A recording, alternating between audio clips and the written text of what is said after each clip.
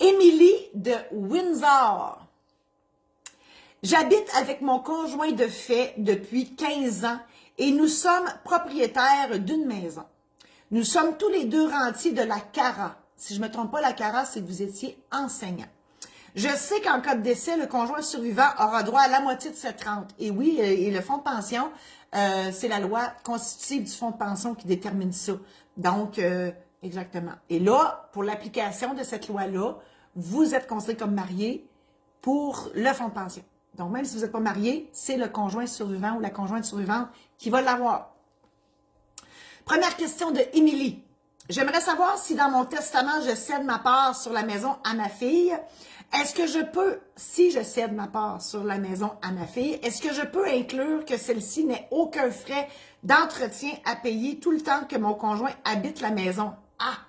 Sachant qu'il bénéficiera de la rente de survivant et que cela servira largement à couvrir les frais d'entretien. OK, là, ce que je comprends, Émilie, c'est que tu voudrais léguer ta maison à ta fille, mais pas mettre ton chum dehors pour dire qu'il va pouvoir habiter là, genre sa vie durant, mais en payant les frais comme s'il était un locataire, et même un peu plus, l'entretien, tout ça.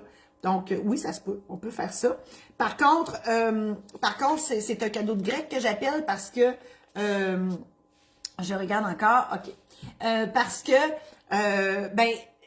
votre fille va avoir un actif, donc l'immeuble, mais elle ne pourra pas le vendre. Parce que si on dit que votre conjoint pourra y habiter toute sa vie, lui, bien sûr, il va payer les frais de tout ça, mais elle ne pourra pas le vendre. Il n'y a personne qui va vouloir avoir un immeuble avec quelqu'un dedans qui ne paye pas le loyer. C'est assez simple. Et voilà. Deuxième question. Advenant une brouille profonde, est-ce que ma fille serait en droit de vendre sa part de la maison? Ben, si elle est propriétaire. Là, je comprends pas pourquoi vous dites sa part de la maison. Moi, j'ai compris que vous lui léguez. Ah, je cède ma part. Ah, son copropriétaire. Je viens de comprendre. Donc, les mots sont importants. OK. Donc, vous êtes Ah oui, c'est vrai, vous êtes copropriétaire avec votre conjoint. Ouais. Ouais. Ben là, c'est sûr que si vous léguez votre part à votre fille, puis que vous dites que oui, parce que, tu sais, on comprend, c'est une moitié indivise là, que vous avez, donc vous n'avez pas le sous-sol, puis votre mari, votre conjoint, le haut ou l'inverse.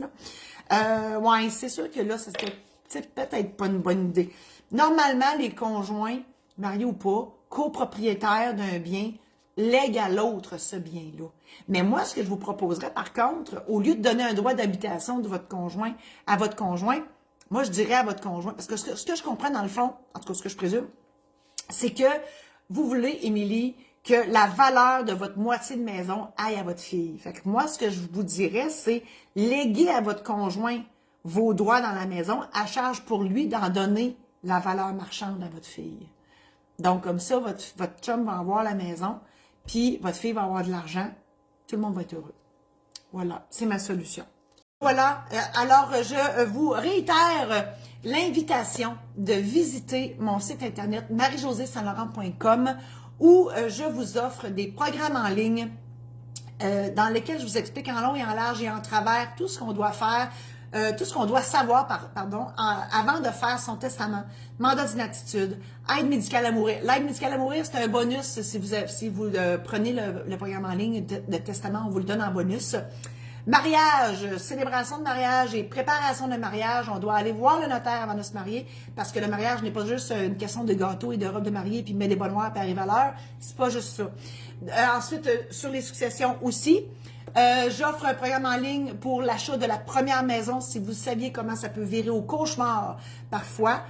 Donc, il faut avoir toutes les informations en main pour se faire une tête sur tout ce processus-là.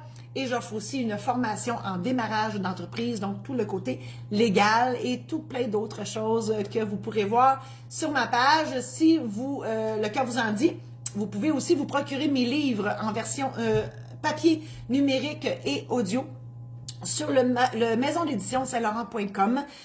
Tout est là. Voilà.